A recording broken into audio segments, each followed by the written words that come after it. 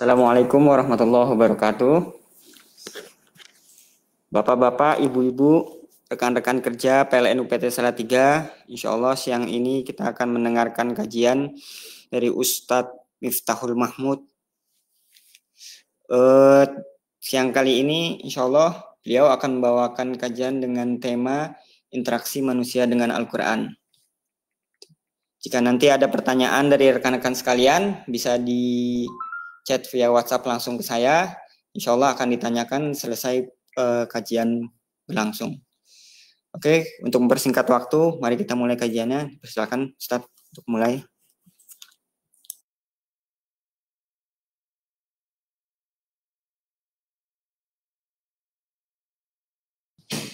Assalamualaikum warahmatullahi wabarakatuh. Innal hamdalillah nahmaduhu wa nasta'inuhu wa nastaghfiruh wa na'udzu billahi min shururi anfusina wa min sayyiati a'malina. May yahdihillahu fala mudilla lahu wa may yudlilhu fala hadiya lahu. Asyhadu an la ilaha illallah wahdahu la syarika lahu wa asyhadu anna Muhammadan 'abduhu wa rasuluh. Allahumma salli wa sallim wa barik ala nabiyyina wa habibina Muhammad wa ala alihi wa ashabihi wa man sara ala nahjihi wa istanna bi sunnatihi ila yaumil qiyamah. Qala Allah ta'ala fi kitabihil karim, ya ayyuhalladzina amanu ittaqullaha haqqa tuqatih wa la tamutunna illa wa antum muslimun. Amma ba'd. Saudaraku, saudariku, para bapak dan juga ibu, kaum muslimin wal muslimat, wabil khusus para bapak ibu, saudara-saudari, karyawan dan juga pegawai PLN UPT Salatiga, yang semoga Allah senantiasa melimpahkan taufiknya, rahmatnya, kasih sayang dan perlindungannya untuk saya dan juga Anda semuanya. Tidak lupa juga para pemirsa yang mengikuti siaran secara online atau kajian online pada kesempatan siang hari ini yang berbahagia, rahimakumullah. Alhamdulillah, tiada pernah kita berhenti untuk saling mengingatkan, tiada bosan kita untuk saling mengajak, untuk selalu memuji Allah dan bersyukur atas segala karunia dan juga nikmatnya yang telah Allah curahkan kepada kita, lebih-lebih hidayahnya atau taufik yang telah Allah sudah berikan kepada kita, kepada hidayah Islam dan keimanan, kepada petunjuk jalan yang lurus, sehingga dengan itu kita akan memperoleh kebahagiaan yang sejati, tidak hanya dalam kehidupan di dunia ini, namun lebih-lebih dalam kehidupan yang kekal abadi kelak di akhirat.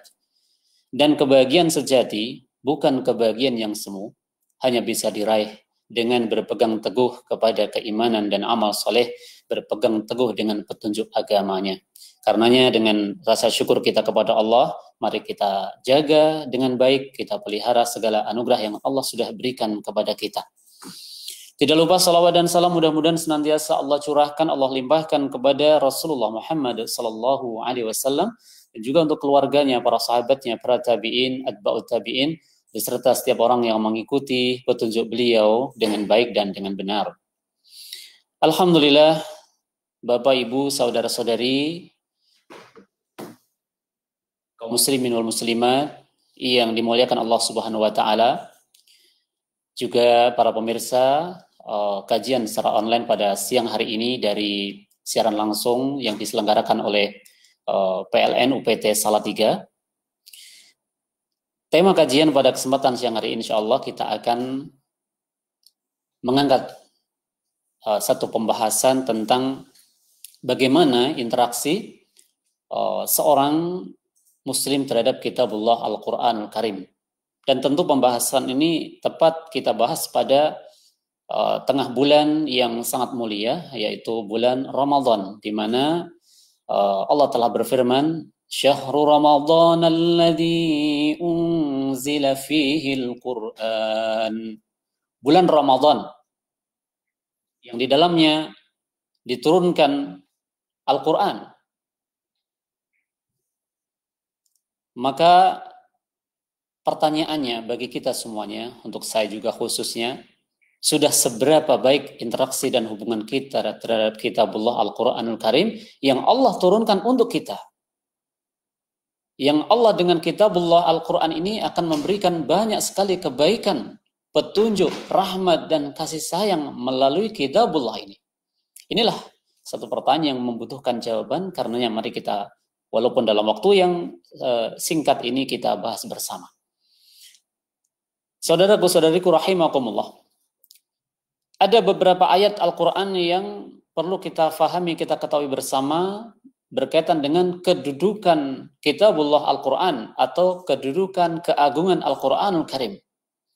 Di antara ayat yang menerangkan tentang kedudukan yang agung dari Al-Quran, kita bisa buka di dalam surat Al-Isra, di antaranya ayat 9 dan juga ayat yang ke-10. Dan juga di surat yang sama, surat Al-Isra, ayat 81 dan 82. Pada ayat yang ke-9, Allah Subhanahu wa taala berfirman, "Inna hadzal Qur'ana yahdi lillati hiya aqwam wa yubashshirul mu'minina alladhina ya'maluna as-salihati anna lahum ajran kabira."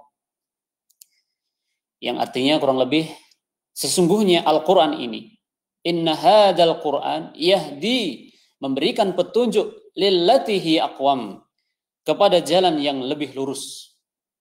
Perhatikan saudaraku. Allah telah nyatakan dengan sangat terang bahwa Al-Quran ini akan memberikan petunjuk kepada jalan yang lebih lurus. Lillatihi aqwam. Apa yang dimaksud dengan jalan yang lebih lurus di sini? Petunjuk kepada jalan yang lurus ini. Syekh Nasir As-Sa'di rahimahullah ta'ala di dalam kitab tafsir beliau menjelaskan yang dimaksud dengan petunjuk kepada jalan yang lurus, yahdi lillati hiya aqwam, a'dalu wa a'la, jalan yang paling pertengahan, paling adil, paling tegak, wa a'la, dan paling tinggi, minal aqaidi wal a'mali wal akhlaqi, baik itu keadilan dan juga keluhuran jalan petunjuk itu, baik dalam perkara akidah, keyakinannya, kemudian di dalam perkara apa? Amaliyah-amaliyahnya, kemudian juga dalam masalah akhlak.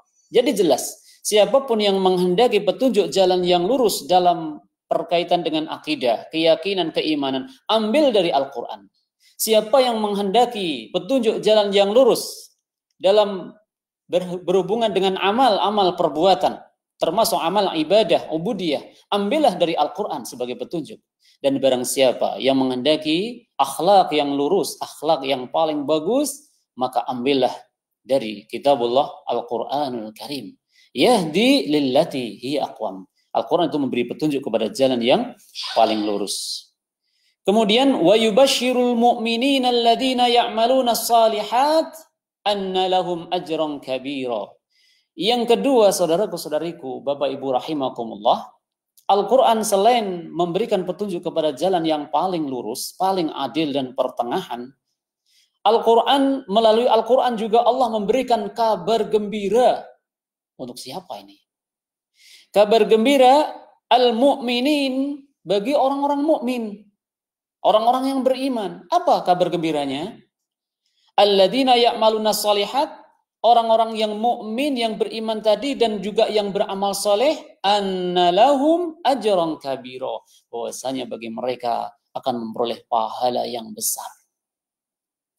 Dari mana kita bisa mengetahui bahwa suatu amal akan memperoleh pahala? Dari mana bahwasanya ketaatan, ibadah, amal soleh itu akan mendatangkan pahala, ganjaran dan keridhaan? Dari kitabullah Al-Quran. Bagaimana kita bisa bersemangat ya di dalam beramal soleh, baik itu yang wajib maupun sunnah, di antaranya termotivasi karena berita gembira dari Allah berupa ganjaran yang besar, surga, jannahnya, dan itu semua diterangkan di dalam Al-Quranul Karim. Allahu Akbar. Ini dalam surat Al-Isra pada ayat yang ke-9 dan juga ayat yang ke-10 nanti dibaca kelanjutannya. Kemudian juga ada lagi ayat yang agung yang perlu kita perhatikan bersama saudaraku-saudariku rahimakumullah di surat yang sama yaitu surat Al-Isra pada ayat ke-81 dan juga ayat 82. Allah Subhanahu wa taala berfirman, "Wa qul ja'al haqqu wa zahaqal batil innal batila kana zahuqa." Katakanlah yang benar telah datang dan yang batil telah lenyap. Yang benar telah datang dan yang batil telah lenyap. Innal batila kana zahuqa, sesungguhnya yang batil itu adalah sesuatu yang pasti lenyap. Kemudian ada keterangan lanjutan yang lebih menyentuh orang-orang yang beriman kepada kitabul Al-Qur'ani yang layak untuk kita perhatikan. Wa nunazzilu minal Qur'an, dan kami turunkan dari Al-Qur'an apa? Ma huwa syifa, apa yang akan menjadi penawar. Syifa, penawar, atau menjadi obat, penyembuh. Subhanallah. Siapa yang menghendaki kesembuhan, maka carilah dengan mengharap ridha Allah Subhanahu wa taala melalui Al-Qur'an. Adapun bagaimana caranya, apabila mencukupkan nanti sedikit kita kasih keterangan tentang bagaimana kita berinteraksi dengan baik terhadap kitabullah Al-Qur'anul Karim. Jelas Allah telah nyatakan syifa, Al-Qur'an di dalamnya mengandung penawar, mengandung obat dan kesembuhan. Kemudian warahmah, dan juga selain menjadi penawar, Al-Qur'an juga menjadi rahmat. Allah melalui Al-Qur'an merahmati hamba-hambanya. Allahu Akbar. Lil mu'minin, untuk siapa? Siapa yang akan bisa memperoleh syifa, memperoleh penawar Al-Quran? Siapa pula yang akan bisa memperoleh rahmat melalui Al-Quran? Lil mu'minin, untuk orang-orang yang beriman. Wala yazidu zalimina illa khasara, dan tidak menambah Al-Quran itu bagi orang-orang yang zalim illa khasara, kecuali hanyalah kerugian. Sangat berbeda saudaraku-saudariku. Al-Quran diturunkan kepada orang-orang yang punya hati, punya akal. Orang-orang yang beriman akan mendatangkan ketentraman, kesembuhan bagi hati, ya, penawar, obat bagi mereka. Dan juga mendatangkan rahmat, kasih sayang, kebahagiaan dan kenikmatan. Tapi bagaimana dengan bagi orang-orang yang zalim, orang-orang yang musyrik, orang-orang yang kafir? Kepada mereka hanya menambah kerugian saja. Kenapa? Mereka meninggalkan. Mereka berpaling dari kitabullah Al-Quranul Karim. Maka jelas, ayat-ayat ini cukup bagi kita untuk dijadikan sebagai renungan. Sudah seberapa kuat kita mencari anugerah Allah yang agung ini melalui kitabullah ini. Kesembuhan, penawar, ketenteraman, ketenangan, rahmat, hidayah dari Al-Quranul Karim. Ataukah waliyadu billah, na'udzubillah min dzalik, malah kita menjadi orang yang berpaling dari Al-Quran, sehingga juga kita akan kehilangan apa yang dijanjikan. Jauh dari kebahagiaan, jauh dari ketentraman, kemudian juga jauh dari hidayah, jauh dari jalan yang lurus, karena meninggalkan Al-Quran Al-Karim. Maka saudaraku, saudariku yang dirahmati oleh Allah Subhanahu wa taala, secara ringkas dari dua ayat yang saya bacakan tadi dapat kita petik pelajaran. Di antaranya Al-Qur'an itu memuat petunjuk jalan yang lurus bagi seluruh umat manusia secara umum. Siapapun yang menghendaki petunjuk kemudian mau mengambil Al-Qur'an, siapapun orangnya, seluruh manusia, dia akan memperoleh hidayah dari Al-Qur'an. Karena ketika di dalam surat Al-Baqarah, hudal linnas, Allah nyatakan sebagai petunjuk bagi manusia.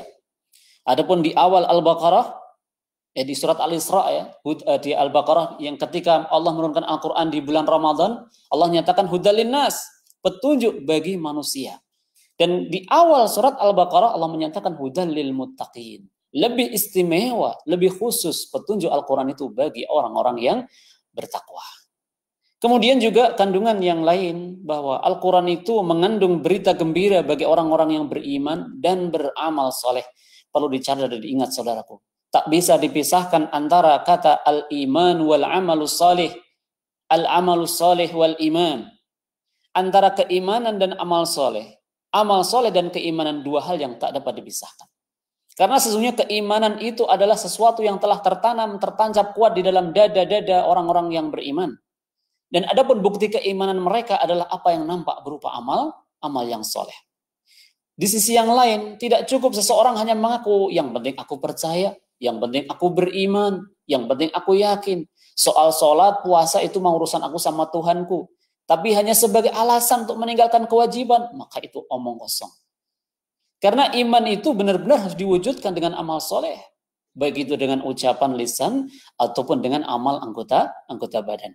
Dan bagi mereka yang telah beriman dan beramal soleh, saudaraku-saudariku, Allah berikan kabar gembira berupa pahala yang besar. Allahu Akbar.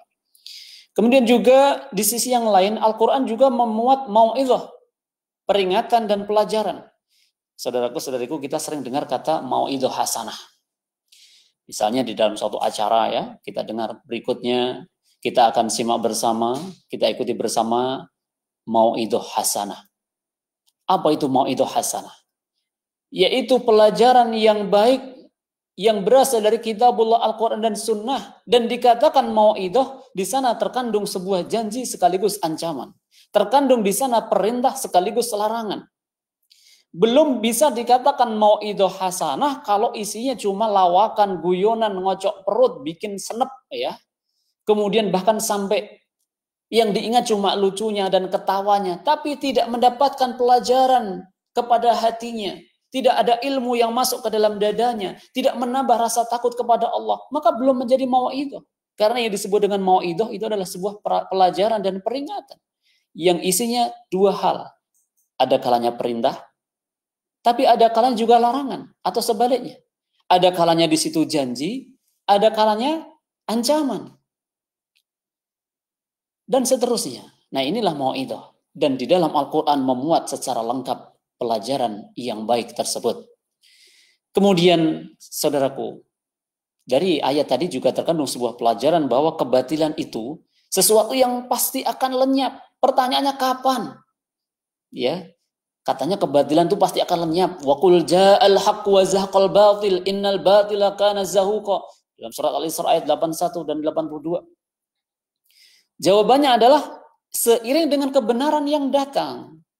Sebagaimana dijelaskan oleh Al-Imam Ibnu Katsir mengenai ayat tersebut pada Al-Isra 81, beliau menjelaskan yaitu Al-Qur'an, ya, keimanan atau iman dan ilmu yang bermanfaat. Itu yang dimaksud dengan al-haq, kebenaran. Ketika ketika Al-Quran telah datang, kemudian seseorang telah beriman, dan dia mendapatkan ilmu yang bermanfaat, berarti kebenaran telah sampai kepadanya, maka kebatilan akan sirna. Tapi bagaimana kebatilan akan sirna, sementara orang-orang enggan belajar Al-Quran, membukanya saja enggan, apalagi membacanya. Ketika sudah mendapatkan Al-Quran, atau mungkin sudah membacanya, enggan membacanya. Atau ketika sudah membacanya, tidak mengimani kandungan isinya. Bahkan sebagian manusia, na'udzubillahi min dzalik, menjadikan Al-Quran sebagai sendaguro main-main. Menjadi guyonan. Bukan pada tempatnya. Bagaimana bisa mendatangkan kebenaran dan mengusir kebatilan? Tidak bisa.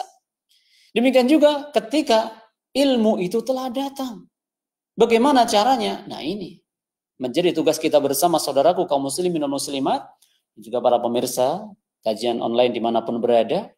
Untuk mengkaji secara serius kitabullah Al-Quranul Karim.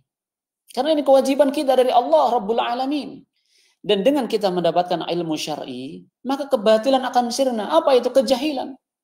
Ketika ilmu telah datang, bukankah kejahilan itu akan pergi? Saya kira saudaraku, saudariku menyadari akan hal ini. Bukankah kita dahulu lahir tidak tahu apa-apa, tidak mengerti baik buruk, halal haram, sesuatu yang manfaat, yang membahayakan, tidak tahu dan nggak bisa membedakan. Tapi sekarang bagaimana kita bisa tahu? Belajar. Karena kita menuntut ilmu. Begitu ilmu datang, maka kejahilan akan pergi. Demikianlah ketika kebenaran telah datang, kebatilan pun akan sirna dan akan pergi. Kemudian Al-Quran juga akan bisa melenyapkan, menghilangkan karat, yaitu karat-karat dalam hati. Maka kalau kita merasakan ada ganjalan, karat-karat ya gangguan-gangguan dalam jiwa dan hati kita. Tanyakan pada diri kita sendiri, sudah sejauh mana interaksi kita terhadap Al-Quran dengan interaksi yang baik tentu saja. Karena Al-Quran itu menjadi penawar, menjadi penyembuh, akan menghilangkan karat-karat dalam dada. Seperti keraguan-raguan, syak, ya, syubhat, kemudian juga penyakit kemunafikan, syirik, kekufuran, dan penyimpangan-penyimpangan lain akan hilang biiznillah ketika kita dekat dengan Al-Quran Karim. Kemudian juga di antara pelajaran, satu lagi dari pelajaran dari ayat-ayat tadi yang telah saya sampaikan, bahwa penawar atau rahmat itu hanya diperoleh bagi orang-orang yang mengimani, kemudian membenarkan, selanjutnya meyakini dan mengikuti. Karena tidak semua orang yang mendengar informasi, mendengar kabar, mendengar berita baik, itu menerimanya. Dan tidak semua orang yang menerima nasihat yang baik mengikutinya. Maka yang terbaik dari orang yang mendapatkan nasihat adalah fayattabi'una ahsanahu, kemudian mengiringi dengan mengikuti yang terbaik dari perkataan tersebut. Dan Al-Quran isinya semua adalah perkataan yang baik, yang layak untuk diikuti. Itu penjelasan mengenai dua ayat tadi, yaitu di dalam surat Al-Isra 9, 10 dan juga ayat 81. Nah sekarang karena waktunya ada berapa menit lagi?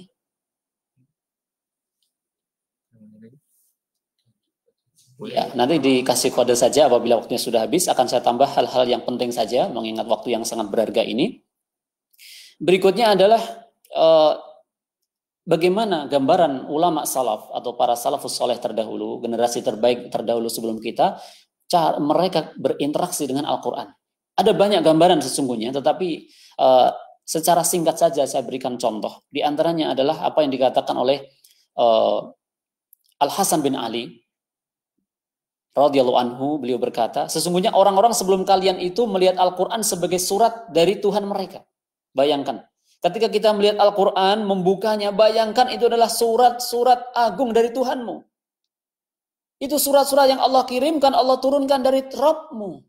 Itu yang dilakukan orang-orang terdahulu. Maka mereka apa? Merenungkannya di waktu malam dan membacanya di waktu siang. Bayangkan, mendapatkan kiriman surat dan itu surat terbaik, bukan dari manusia biasa, bukan dari tulisan orang, tetapi dari Rabbul Izzah, Allah Tabaraka wa Ta'ala. Maka orang-orang terdahulu bagaimana berinteraksinya? Merenungkan di waktu siang hari, kemudian juga membacanya di waktu malam maupun siang hari. Itu mereka. Ibnu Qayyim al-Jauziyah mengatakan, jika kamu ingin mengambil manfaat dari Al-Quran, nah ini nasihat yang penting dari beliau. Karena tadi kita tahu keagungan Al-Quran luar biasa. Tapi siapa yang akan mendapatkan manfaat dari keagungan itu? Beliau mengatakan, jika kamu ingin mengambil manfaat dari kitabullah Al-Quranul Karim, maka kumpulkan hatimu ketika membacanya atau mendengarkannya. Tidak hanya ketika membaca, tapi juga saat kita mendengar Al-Quran. Kumpulkan hatimu. Apa itu kumpulkan? Ketika kita sedang di majlis, sedang baca Quran, sedang duduk baca Quran, hadirkan hati kita di majlis itu. Bukan kita mata memandang mushaf Al-Quran, hati kita ke pasar pagi. Maka berarti tidak menghadirkan hati. Kumpulkan hatimu, kata beliau. Arahkan pendengaranmu. Telinga kita arahkan pada bacaan-bacaan yang kita baca atau yang kita dengar. Hadirkan pikiranmu sebagaimana hadirnya orang yang diajak bicara. Ingat, siapa yang menurunkan kitabullah, siapa yang menurunkan surat-surat agung ini, bukan manusia. Allah Subhanahu wa Ta'ala. Maka hadirkan pikiranmu sebagaimana hadirnya orang yang sedang diajak bicara. Dan Allah Maha tahu apakah hati kita, pikiran kita hadir kepada ayat-ayatnya atau tidak. Tidak sebagaimana manusia. Dan beliau mengatakan karena Al-Quran itu adalah firman Allah melalui lisan Rasulnya Sallallahu Alaihi Wasallam. Baik, nah sekarang hal yang tidak kalah penting yang untuk kita ketahui adalah berkaitan dengan perintah untuk mentadabburi Al-Quran. Ini hal yang penting untuk kita perhatikan. Karena tidak semua orang yang baca Al-Quran telah sampai pada tingkatan tadabbur. Ada yang membaca hanya secara lafziyah, secara tekstual, tetapi belum bisa masuk pada tingkatan tadabbur. Dan mentadabburi Al-Quran adalah perintah dari Allah Subhanahu wa Ta'ala. Afala yatadabbaruna al-Qur'an? Maka mengapa mereka tidak mentadaburi Al-Qur'an? Apa itu arti tadabbur? Tadabbur itu berpikir secara menyeluruh, mendalam, sampai pada akhir dari makna-makna kalimat tersebut, serta tujuan-tujuan dari kalimat ayat-ayat tersebut. Ya, jadi memikirkan, merenungkan kandungan dari ayat yang kita baca, itu tadabbur.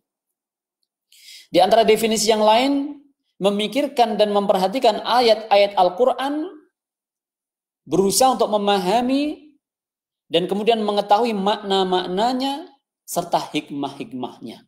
Nah, saudaraku-saudariku, sudahkah ketika kita membaca ayat-ayat Al-Quran melakukan hal ini, yaitu mentadaburi, merenungkan, memahaminya? Jawaban klasiknya adalah, waduh, saya kan nggak bisa bahasa Arab, Pak. Ini Qur'annya bahasa Arab semua. Ya, Al-Quran memang diturunkan bil lughatil arabiyyah, dengan bahasa Arab. Bagaimana saya bisa tadabbur? Bagaimana saya bisa merenungkan? Maka bagi yang tidak mengerti bahasa Arab ataupun bahasa Al-Quran, ya, bisa dibantu dengan setelah membaca sebagaimana dilakukan orang-orang salaf terdahulu, bahkan para sahabat. Ini kan orang Arab ya, para sahabat Rasul itu ya. Mereka saja ketika membaca 10 ayat berhenti untuk mengulang, mentadaburi, merenungkan. Ini para sahabat yang sudah mengerti kandungan Al-Quran. Apalagi kita. Maka boleh kita setelah membaca beberapa ayat, satu halaman misalnya, kita berhenti membuka terjemahannya, membaca. Walaupun tidak mencukupkan terjemahan. Ya, lebih bagus lagi membaca tafsir dari para ulama ahli tafsir. Ini hanya contoh supaya kita bisa tadabbur. Nah, sekarang apa tandanya? Apa tanda bahwa orang itu sudah sampai pada tingkatan tadabbur terhadap Al-Qur'anul Karim? Di antaranya adalah telah bersatunya hati dan pikiran saat membaca. Ini yang pertama. Jadi biar kita tahu indikasi atau indikator kita tuh kalau baca Quran cuma lewat aja apa sudah mulai tadabbur Al-Qur'an. Yang pertama tandanya adalah indikatornya ada bersatunya hati dan pikiran tatkala membaca. Kemudian yang kedua, menangis karena takut pada Allah. Menangis karena takut pada Allah. Dan bahkan bersujud mengagungkan Allah Azza wa Jalla. Tidak sedikit ya ketika kita membaca para qari dari Timur Tengah misalnya, atau para imam masjid ketika mereka mengimami sholat dengan bacaan-bacaan yang Masya Allah, kadang-kadang tiba-tiba menangis. Itu refleks, nggak bisa direkayasa. Ya, itu sudah refleks karena hasil dari tadabbur, perenungan ayat. Itu berarti indikator yang kedua, bisa menangis. Ada juga mungkin ya, aku nangis kenapa? Nggak paham. Gitu. Baik, yang ketiga kemudian bertambah khusyuk. Makin lama, makin baca, makin khusyuk. Ini bisa. Jadi kadang-kala di awal baca, beberapa ayat pertama dibaca masih biasa, dalam arti belum bisa masuk. Ini tidak masalah, memungkinkan demikian karena hati belum terkondisi, masih sibuk dengan kerjaan tadi, pikiran dan sebagainya. Tapi teruskan, jangan berhenti, teruskan membaca sampai akan masuk pada rasa khusyuk pada hati. Kemudian juga di antara indikator berikutnya adalah bertambah iman. Ya. Wa idza tuliyat 'alaihim ayatuhu zadatuhum imana. Di dalam surat Al-Anfal, nanti bisa dibuka di ayat 2, 3 dan seterusnya. Di antara karakter orang yang beriman itu, di antaranya setelah mereka bergetar disebut nama Allah adalah dan mereka bertambah imannya ketika dibacakan ayat-ayat Allah.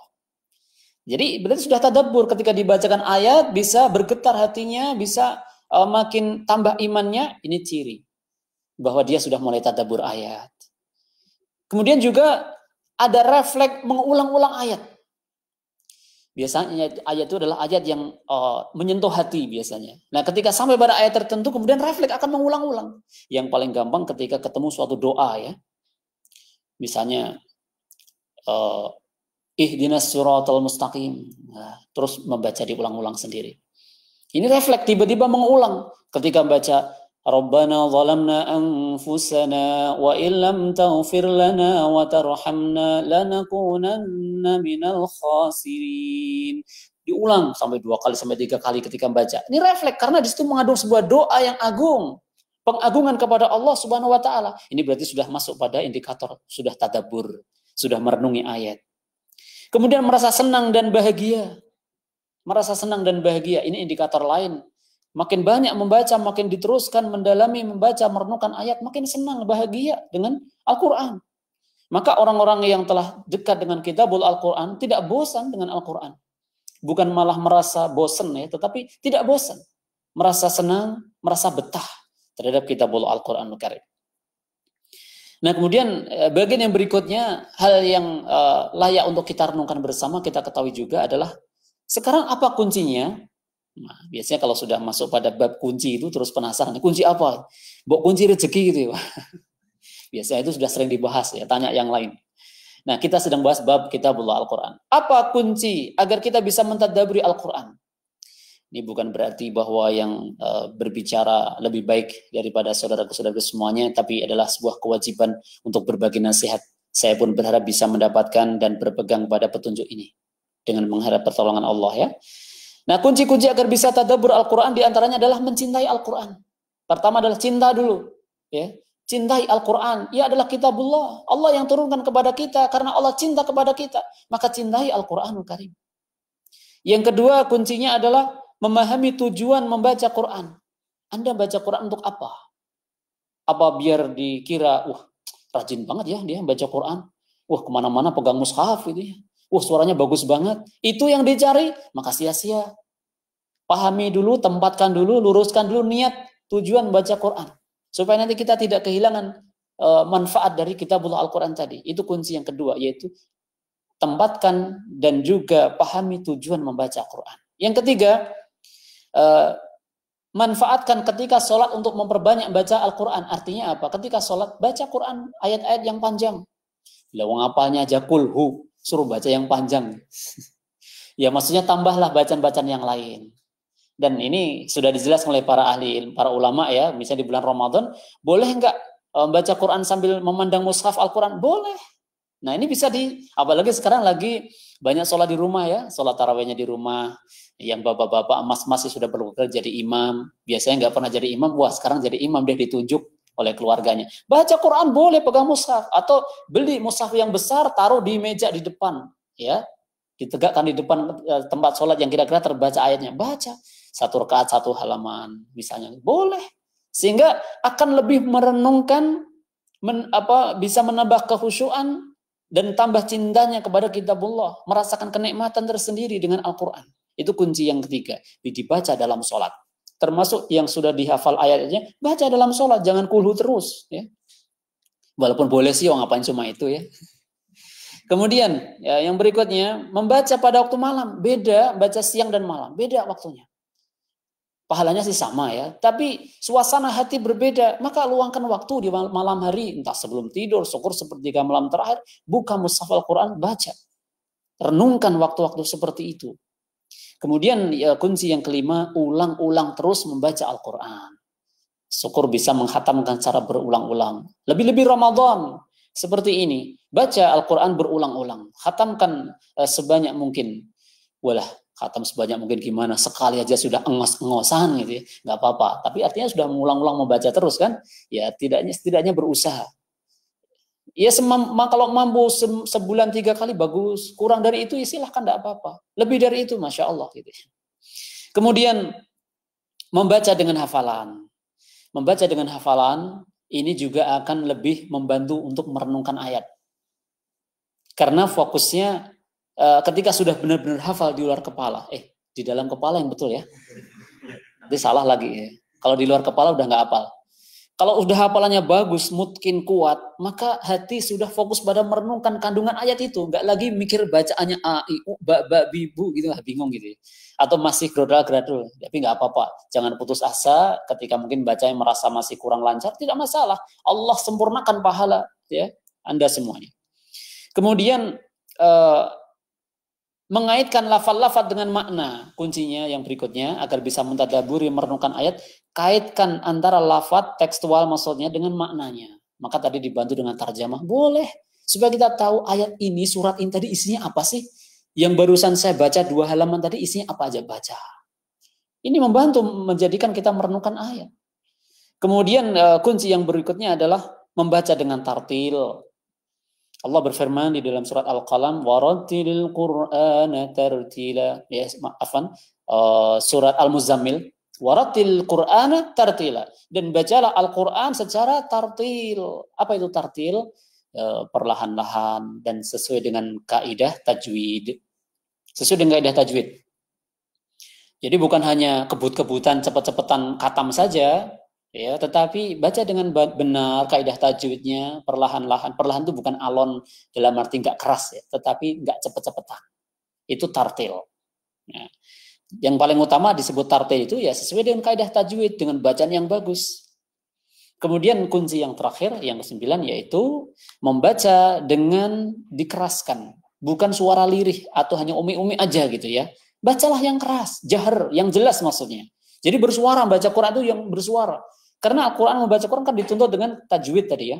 Ketika cuma bisik-bisik, gimana tajwidnya nggak jelas. Maka dibaca dengan jahar, dengan jelas, dengan suara yang keras terdengar. Dan juga boleh dilakukan. Tapi jangan salah, tentang dilakukan ini, jangan memaksakan diri. Yang tidak mampu harus dengan lagu-lagu tertentu, apalagi dengan lagu-lagu nyanyian, maka jangan, tidak boleh yang begitu. Ya dengan yang semampunya lah, ya kita logat kita ya sudah dengan bacaan biasa, nggak apa-apa, bukan dari sisi lantunan nada lagunya bukan, tetapi pada bacaan tartilnya itu. Tapi ketika bisa membaca secara tartil dengan tajwid yang benar, dengan nada yang baik gitu ya, dan itu lebih disukai. Silahkan, tapi semampunya. Tidak harus memaksakan, saya pengen kayak qori yang dari Afrika misalnya. Ya tidak harus, semampunya aja. Gitu. Tapi kalau misalnya sering mendengar qori-qori yang bagus, untuk latihan boleh. Dengan maksud apa? Supaya kita lebih cinta kepada Al-Quran. Yang terakhir, bagian yang terakhir ya, masih bisa? Tinggal sedikit ya. Baik. Tanda-tanda hati cinta kepada Al-Quran. Pertanyaannya, benarkah pengakuan cintamu? Ya. Pada Al-Quran. Jawabannya ada pada indikator ini. Tanda bahwa seorang telah cinta kepada kitabullah Al-Quranul Karim diantaranya adalah merasa rindu kepada Al-Quran dan ingin atau senang bertemu dengannya. Ya, kayak apa gambarannya ya. Jadi ketika kita misalnya lagi kerja, tidak ada kesempatan untuk membaca Quran dan membuka mushaf, hatinya tuh rindu. Pengen lekas istirahat, saya pengen buka Quran, pengen membacanya. Tadi baru sampai pada surat Al-Baqarah 5 ayat. Ya. Pengen melanjutkan, buka lagi, baca pelan-pelan, direnungkan. Rindu, pengen baca. Kemarin baru membahas dan mengkaji, membaca-baca merenungkan surat Al-Kahfi. Bagus sekali kisahnya, saya pengen lanjutkan. Wah, ketika membaca surat Yusuf dengan perenungan, Masya Allah, luar biasa kandungan di dalamnya. Bukan sekedar cerita tentang Yusuf saja, tapi ada pesan-pesan luar biasa. Rindu pengen membacanya, ini berarti sudah cinta pada Al-Quran. Yang kedua cirinya atau tandanya, senang duduk bersamanya dalam waktu yang lama, nggak bosan dengan Quran gitu. Tanyakan pada diri kita masing-masing, ketika kita sedang duduk bersama Al-Quran, merasa cepat bosan, pengen, kok baru dapat satu baris sih? Kalau pertanyaan udah gitu, kok nggak cepet-cepet satu juz atau apa gitu? Berarti kita masih ada rasa bosan. Belum ada rasa betah berlama-lama. Ya namanya cinta, ya mesti kan betah berlama-lama bersama. Gina pemboten. Ya kan iya pastinya gitu ya.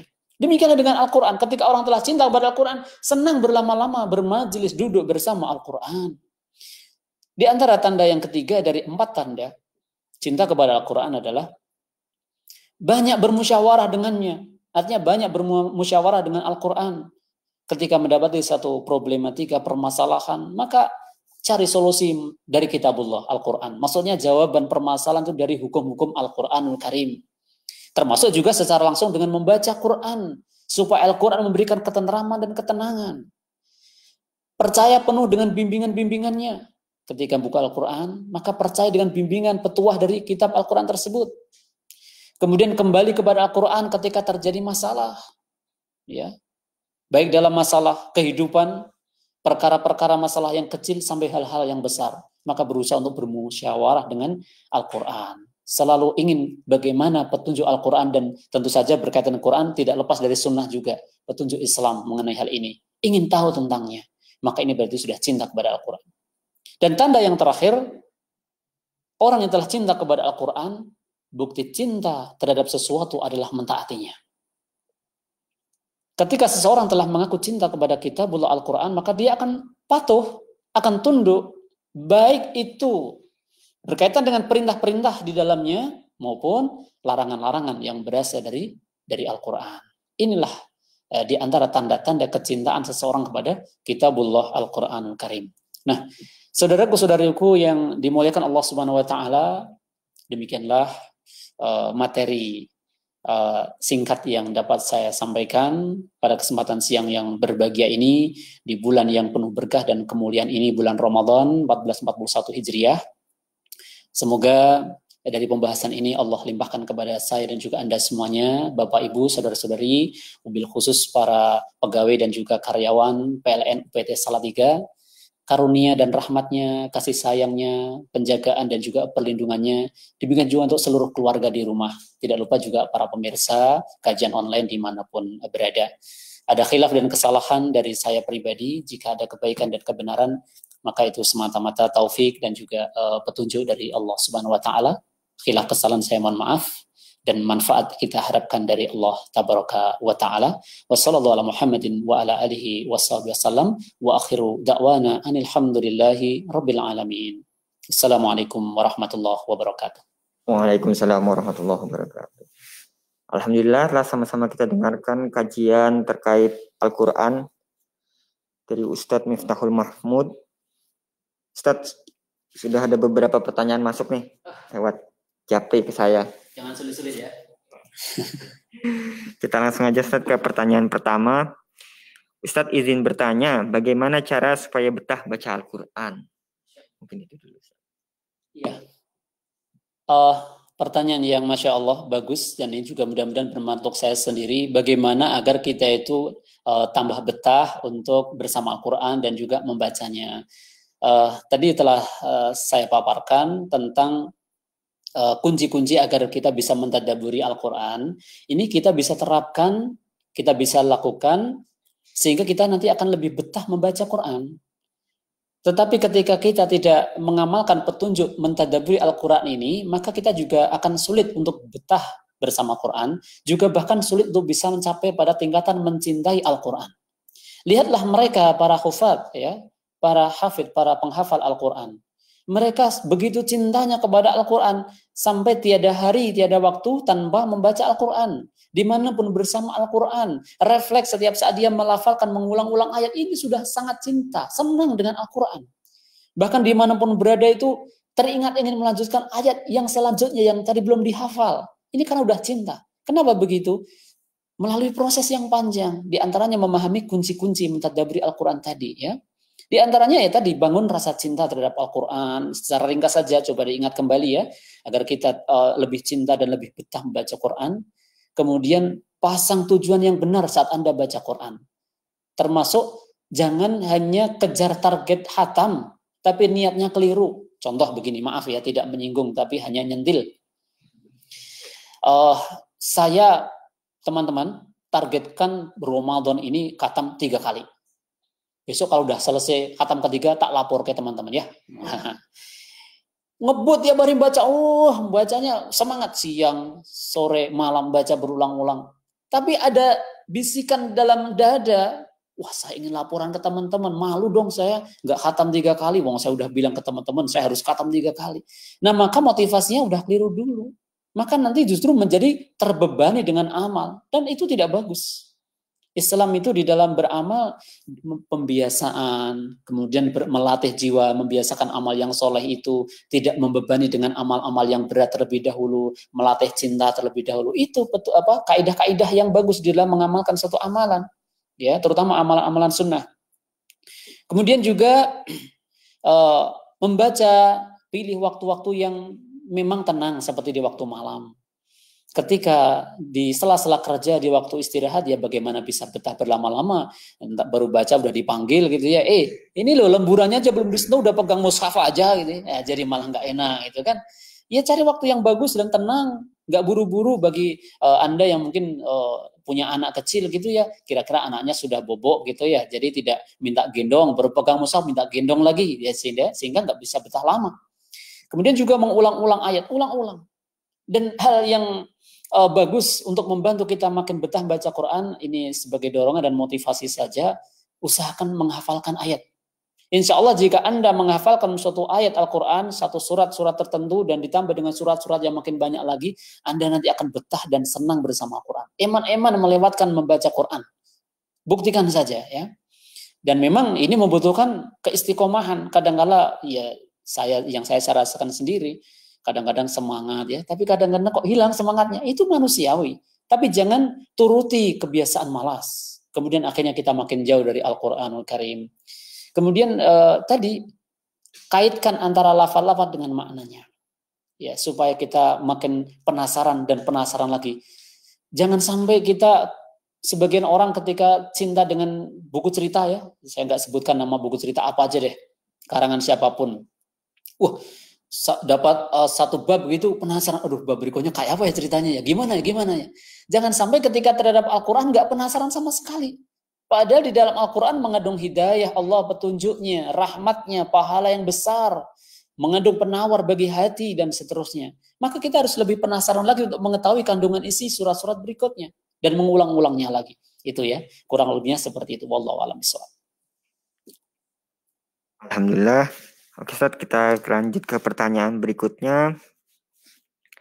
Ada lagi pertanyaan, apakah hukumnya mencium Al-Quran dan membaca Shadaqallahul Azim setelah membaca Al-Quran?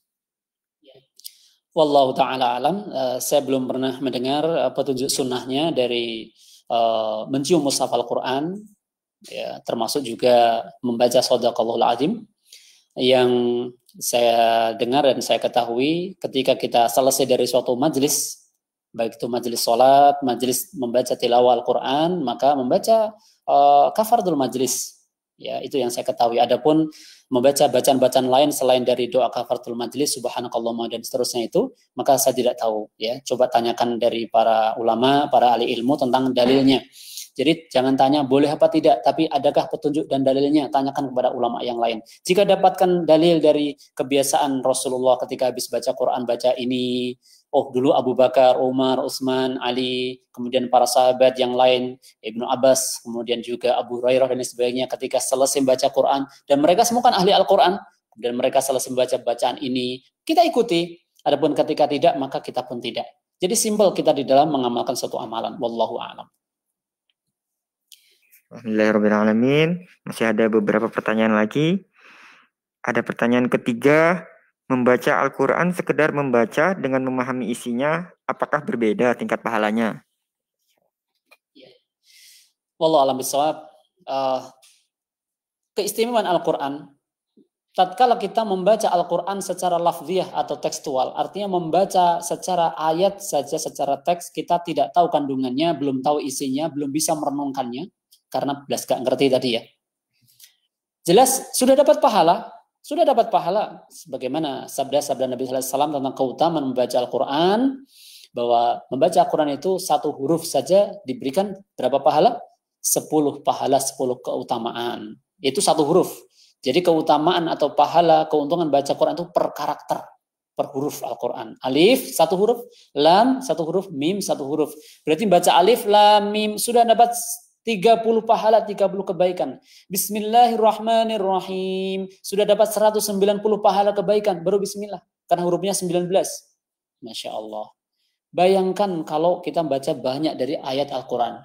Walaupun kita belum mengetahui kandungan isi, belum bisa merenungkan ayat itu. Tapi kita membaca lillah.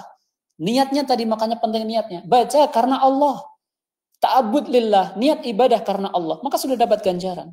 Adapun ketika membaca Quran disertai dengan tadabbur Al-Quran, maka jelas mendapatkan pahala yang lain lagi selain dari membaca secara tekstual. Kenapa? Dapat pahala melaksanakan perintah Allah. Afala yatadabbaruna Al-Quran. Maka apakah mereka tidak merenungkan, mentadabburi Al-Quran? Ataukah terdapat penutup di dalam hati mereka? Nah, jadi mentadabburi Al-Quran itu mendapatkan pahala terkhusus selain dari mendapatkan pahala per huruf dari kita membaca Al-Quran. Wallahu a'lam. Masya Allah. Kita lanjut ke pertanyaan berikutnya. Ustaz, apakah ada adab-adab sebelum dan saat membaca Al-Quran? Seperti mungkin misalnya salah satunya berwudu, dan lagi apakah ada sunnah-sunnahnya yang harus kita lakukan setelah membaca Al-Quran? Berkaitan dengan adab-adab membaca Al-Quran, tentu saja ada, ya.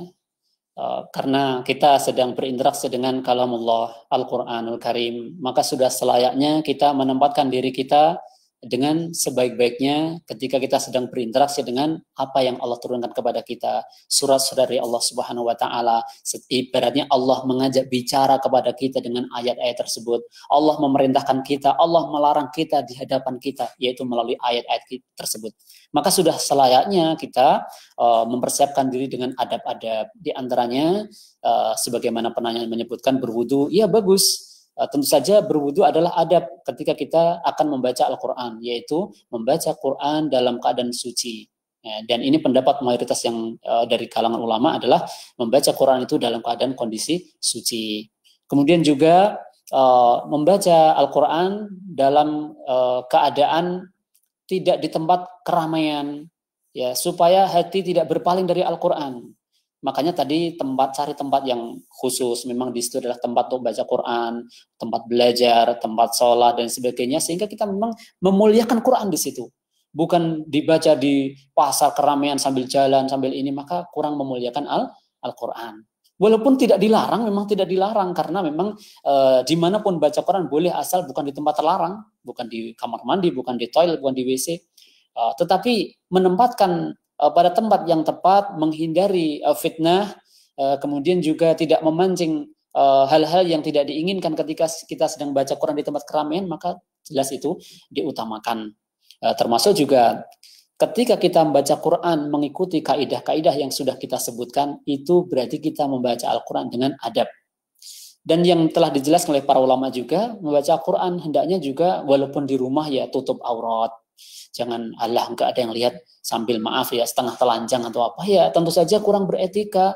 Anda sedang baca ayat yang agung, yang mulia, meskipun Anda habis wudhu, lah yang pokoknya pakai baju dulu gitu kan. Dan segala yang berkaitan dengan Al-Quran, maka persiapkan diri ketika kita akan membacanya, niatkan kita memang akan ibadah, sehingga bukan sekedar kita untuk bermain-main atau sambil lalu saja. Kemudian ketika memegang mushaf pun juga usahakan tidak ditaruh di lantai, tapi dipegang, diangkat, atau ditaruh di meja dan semisalnya, gitu ya. Wallahu a'lam. Terkait tadi Ustaz, apakah ada sunnahnya setelah membaca Al-Quran? Sunnah-sunnah yang mungkin harus dilakukan atau sebenarnya? Wallahu a'lam bishawab. Saya belum mengetahui tentang kesunahan khusus. Habis baca Quran ada bacaan, ada sunnah apa khusus, saya wallahu alam, saya belum mengetahui ada hadis dan juga sunnah tentang masalah seperti itu. Barangkali nanti bisa ditanyakan kepada para ustadz yang lain ya.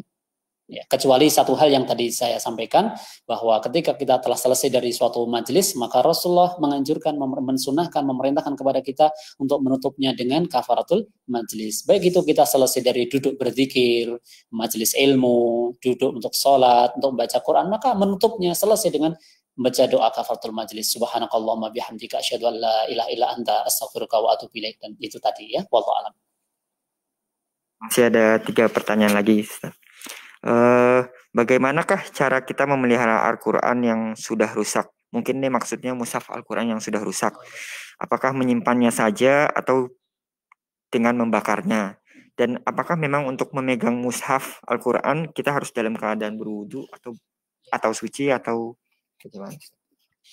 Baik, yang pertama tentang menyelamatkan, menjaga Al-Quran dalam kondisi yang sudah rusak, sudah usang, maka penjelasan para ulama adalah boleh untuk membakarnya. Dalam maksud tujuannya apa? Untuk menyelamatkan dari terhinanya Al-Quran. Membakar itu hanya menghilangkan teks-teks yang tertulis dalam sebuah kertas, bukan menghilangkan keagungan Al-Quran. Jadi justru menyelamatkan Al-Quran yang sudah usang. Ketika Al-Quran yang sudah usang, bahkan sudah hilang beberapa halaman, kertasnya sudah lusuh ya, dibiarkan berserak, terserak kemudian bercampur dengan kertas-kertas yang lain, maka dikhawatirkan akan jatuh ke tempat sampah, bercampur dengan najis, maka tentu suatu yang tidak layak itu terjadi. Maka sebagai bentuk penjagaan terhadap Al-Quran, ketika kita tahu mushaf yang sudah usang, sudah lusuh, dan tidak memungkinkan untuk kita selamatkan, ya, maka dibakar tidak masalah, ya, dibakar. ya, sampai benar-benar terbakar habis menjadi abu, itu lebih baik supaya selamat dan tidak jatuh pada tempat najis. Dan yang lebih buruk lagi kalau jatuh pada pemulung, ya, penjual kertas, dan nanti jadi bungkus gorengan.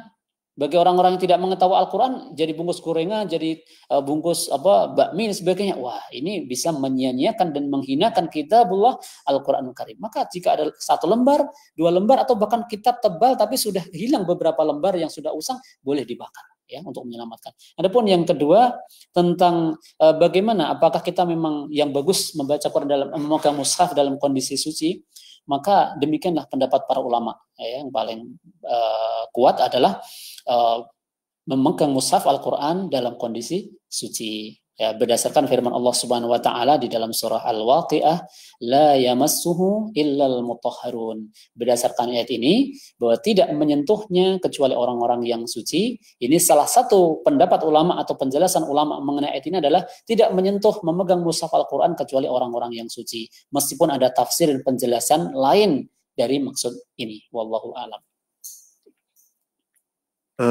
Lanjut ke 2 pertanyaan terakhir. Bagaimanakah cara kita berinteraksi dengan Al-Quran untuk dapat mempermudah dalam mencari jodoh? Apakah ada doa yang khusus atau ayat-ayat Quran yang khusus terkait hal ini? Terkait jodoh nih berarti ya, hubungannya dengan Al-Quran. Wallahu alam, ini pertanyaan yang sulit ya, karena saya sendiri juga belum mendapat jawabannya. Jadi tidak, yang saya tahu tidak ada amalan khusus terkait dengan membaca Al-Quran supaya kita dapat jodoh. Yang ada adalah perintah dari Allah Subhanahu wa taala untuk memohon dan meminta kepadanya ketika kita mempunyai suatu hajat. Itu saja. Sebagaimana firman Allah Subhanahu wa taala, ya, ud'uni astajib lakum. Nah, ketika Anda berdoa kepadanya, kepada Allah, yakin apa tidak dengan doa Anda? Jangan-jangan Anda berdoa tapi Anda mustahilkan sendiri. Misalnya begini, ada nggak sih orang berdoa tapi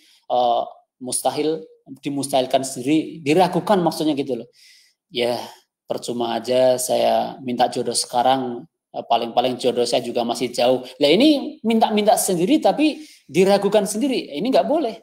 Dan doa yang disertai atau tanpa disertai keyakinan ini menjadikan doa itu tidak terkabul. Karena kita meragukan dengan apa yang kita minta. Sedangkan yang kita minta adalah Allah Subhanahu wa taala, ya. Maka ketika kita memohon dan berdoa, di antara adab ketika berdoa sebagaimana dijelaskan oleh Imam Ibnu Qayyim di dalam kitab Ad-Da' wa Dawa, penyakit dan juga obatnya, ya, penawarnya. Di antara doa biar terkabul itu adalah kita benar-benar mepet mendekat kepada Allah ketika meminta dan berdoa disertai dengan keyakinan agar doa itu terkabul. Tidak ada ritual amalan-amalan tertentu khusus, ya. Sejauh ini saya tidak pernah mendengar amalan tersebut dari sunnah. Tetapi ya perbanyak doa. Dan di antaranya ya sambil menunggu dikabulkannya tadi ya perbanyak puasa. Itu kan sunnah Nabi SAW. Dengan puasa itu akan menjauhkan dan juga menahan bisikan-bisikan syaitan yang akan merusak jiwa kita. Nah, jadi doa. Allah berfirman, ud'uni astajib lakum. Nah, ketika kita baca Quran sampai ayat seperti ini, renungkan. Dan kemudian juga yakini, oh ternyata Allah itu maha mengabulkan doa. Kemudian juga akan dekat dengan hamba-hambanya. Ya, wa idza sa'alaka ibadi anni fa inni qarib. Dan ketika hambaku bertanya kepadaku tentang aku, katakan sesungguhnya aku dekat. Ya, inni qarib, sesungguhnya aku dekat. Itu tentang. Adapun amal lain saya nggak tahu, belum pernah tahu ya. Alhamdulillah, kita ke pertanyaan terakhir. Masih ada nih. Ini izin bertanya, tapi ini di luar topik bahasan, nggak apa-apa ya Ustaz? Tapi kalau sulit saya tidak akan jawab. Oh iya, nggak mau. Pertanyaannya, apakah diperbolehkan menunda menikah dengan tujuan ingin membantu orang tua? Menunda nikah? Oh, itu. Ini pertanyaan sulit juga ya. Ini enaknya dijawab atau tidak nih? Ya tentu kembali pada diri masing-masing. Perlu diketahui bahwa menikah adalah satu ibadah dan membantu orang tua atau berbakti kepada kedua orang tua adalah ibadah tersendiri. Maka dalam Islam hendaknya tidak membenturkan satu keutamaan ibadah dengan ibadah yang lain, atau tidak meninggalkan satu ibadah dengan alasan karena satu ibadah yang lain sementara bisa dilakukan. Maksudnya begini, Tadi saya katakan bahwa menikah itu satu ibadah kan. Setuju apa tidak nih? Setuju ya, pemirsa juga setuju ya? Ibadah, menikah itu ibadah. Maka yang belum, ayo segera menikah.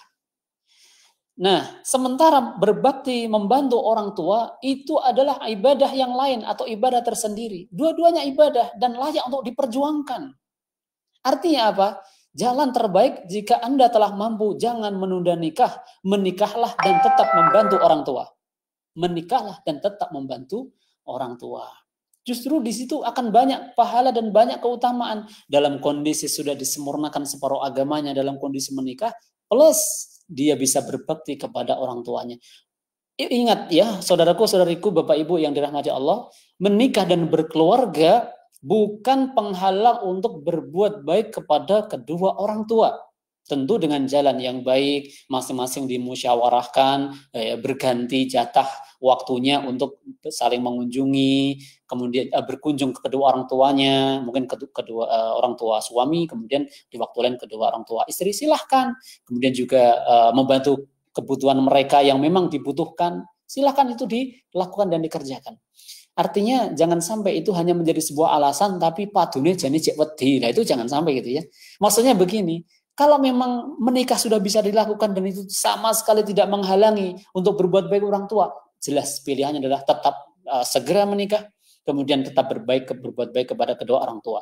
Apa Anda tahu bahwa dengan menunda itu Anda besok masih punya kesempatan lagi? Kan belum tentu. Mumpung masih tahun 2020, kan besok 2021 kalau Allah berikan umur panjang, kan begitu ya. Itu contoh saja. Artinya saran saya bagi Anda yang sudah punya kemampuan dan sudah punya jalan, jangan menunda.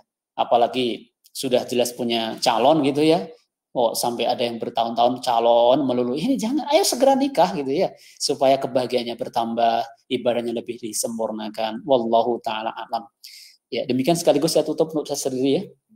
Sekali lagi saya ucapkan banyak terima kasih untuk Bapak Ibu, saudara-saudari, khususnya kepada Bapak Ibu pegawai dan karyawan PLN UPT Salatiga, dan juga Bapak Ibu, saudara-saudari, para pemirsa kajian online melalui Facebook atau mungkin yang lainnya yang telah ikut bersama mengikuti kajian ini. Ingat bahwa innallaha la yudhi'u ajral muhsinin. Sesungguhnya Allah itu tidak menyia-nyiakan ganjaran bagi orang-orang yang berbuat baik. Kita mengikuti kajian, meluangkan waktu seperti ini, walaupun kajian via online, tapi niat kita lillah, karena Allah, li talibil ilm, karena untuk mencari ilmu yang bermanfaat, maka semua akan berbuah pahala biidznillah. Amin ya rabbal alamin. Demikian sekali lagi atas khilaf juga mohon maaf. Saya tutup. Subhanakallahumma bihamdika asyhadu an la ilaha illa anta astaghfiruka wa atubu ilaik. Wassalamualaikum warahmatullahi wabarakatuh. Waalaikumsalam warahmatullahi wabarakatuh. Alhamdulillah telah sama-sama kita dengarkan kajian pada siang ini, pembahasan tema terkait interaksi dengan Al-Quran. Mudah-mudahan bisa menambah semangat kita, terutama di momen bulan Ramadan ini untuk meningkatkan minimal membaca Al-Quran, terlebih-lebih kita bisa mentadaburinya dan mengamalkan isinya. Kami selaku panitia mohon maaf jika ada kesalahan. Sampai bertemu di kajian selanjutnya. Assalamualaikum warahmatullahi wabarakatuh.